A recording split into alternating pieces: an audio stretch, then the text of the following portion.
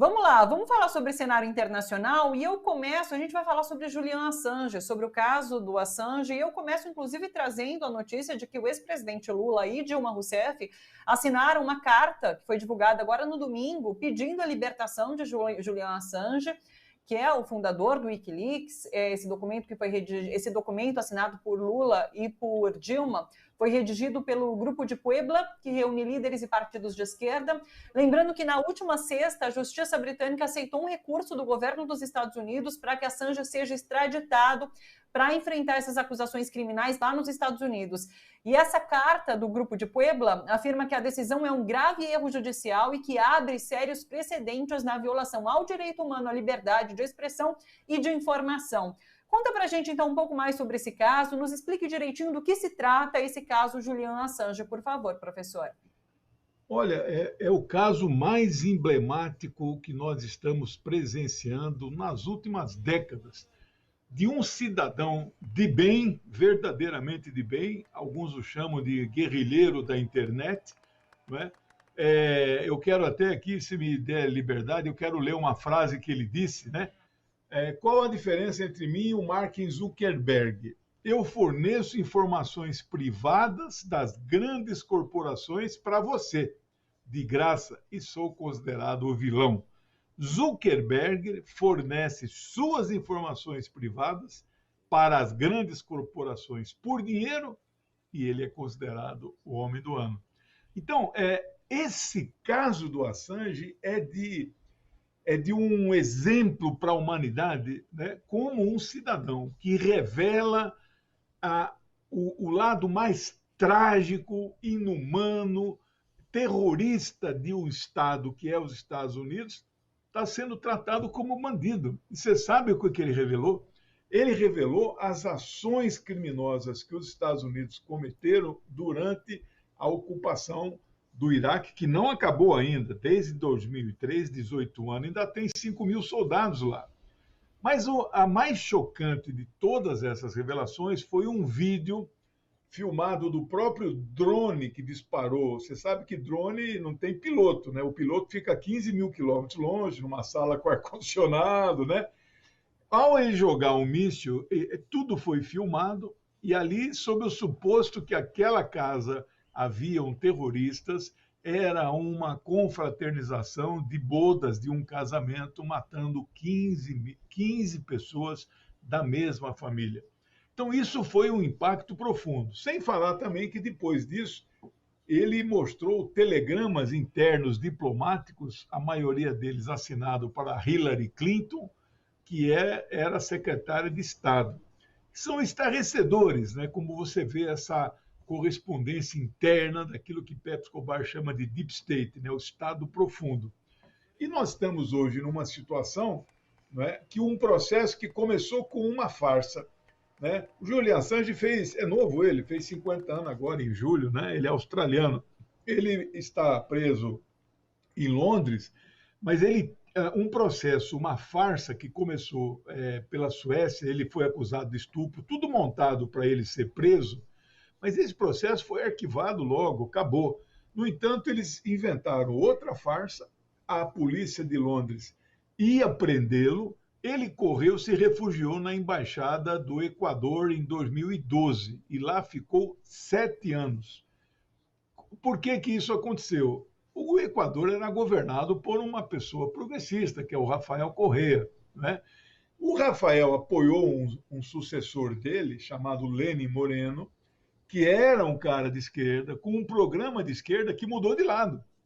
Ao mudar de lado, em 2019, este Lenin Moreno entrou em tratativas com a Inglaterra para autorizar a polícia de Londres a invadir a embaixada. Quer dizer, invadir não é o termo que o presidente do Equador autorizou, mas entrar na embaixada e levar preso o Julian Assange, que então perdeu essa imunidade. Ele chegou a ter nacionalidade equatoriana, ele se nacionalizou equatoriano, né? Ele tem 2 nacionalidades, né? Australiano e equatoriano.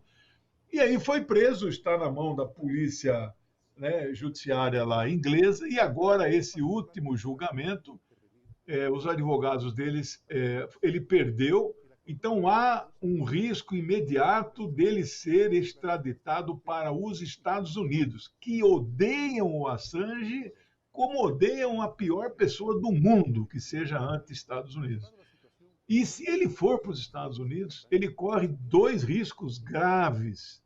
O primeiro é pegar a pena de prisão perpétua, coisa que, por exemplo, nós não temos no Brasil. O máximo é 30 anos e depende do comportamento, você pode sair antes.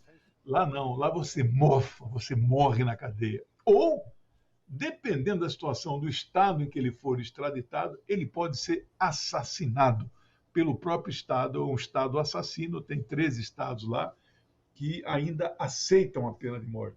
Então, uma situação que, nesse momento, os democratas, patriotas, progressistas, cristãos, seja lá o que for, todo mundo está defendendo Free Assange, liberdade para Julian Assange. Ele é hoje um emblema, não é mais ele como pessoa, né? Se me permite, tem dois filmes sobre ele, se quem gosta de cinema. Um chama Underground, a história de Julian Assange, né?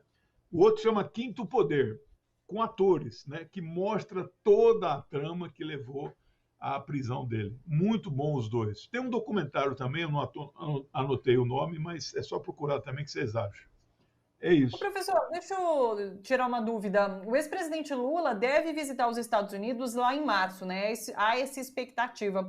Você acha que, de alguma forma, ele vai levantar esse caso Assange lá nos Estados Unidos? Porque, enfim, ele assinou essa carta agora, né? É uma questão que envolve diretamente os Estados Unidos. Você imagina que ele vai tratar disso? Talvez eu não use o termo vai, né? Porque aí é uma certeza que eu não tenho, Sim. mas ele pode fazer isso, sabe por quê? Ele vai encontrar com a ala esquerda do Partido Democrata lá, que é o Bernie Sanders, que muito provavelmente está solidário ao Assange. Sim. Não quer que o Assange seja assassinado. Há quem diga que o Lula vai se encontrar com o Obama, né? Que o Obama gostava muito dele, né? E talvez se encontrar com o Obama é possível também que ele registre isso, né? Nas conversas de bastidores, né? E, no limite, eu pessoalmente acho que eu não descarto a possibilidade, né, de o Biden recebê-lo. Né? Eu não vejo hoje. Tem pessoas que dizem que o candidato eles usam o termo assim, o candidato do time Biden, né? Não é do Biden, do time do Biden é o Moro. Eu não tenho claro se isso é uma. Né, se isso aí é uma realidade, né? Então, eu fico aqui comigo, com certeza o Biden apoiar o fascista não irá, porque sabe que se isso acontecer e o Bolsonaro vencer, é força para o Donald Trump, que é inimigo dele lá, né? Mas então, tudo isso é possível nos Estados Unidos. Você ouviu falar março, eu acho que talvez ocorra até antes disso, né? Porque março é o grande mês aqui que ninguém vai arredar pé.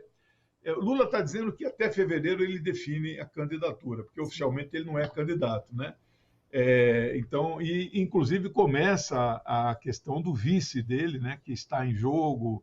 Tem setores no campo nosso progressista que não estão entendendo o momento de fazer uma frente ampla, estão levantando todos os problemas do Geraldo Alckmin, não sei o quê, não sei o quê. Ninguém, para essas pessoas, ninguém pode...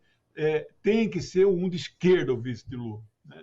E aí a história mostra que as 3 vezes que ele foi candidato com o vice de esquerda, 89, 94, 98, nós perdemos. Bisol, Mercadante e o próprio Brizola em 98. É só esquerda. Só vence em 2002, quando nós fizemos aliança com o centro. Não tem jeito isso. A sociedade é assim. Né? É isso, Thalita. Estou muito esperançoso aí. O presidente Lula pode ganhar no primeiro turno, viu?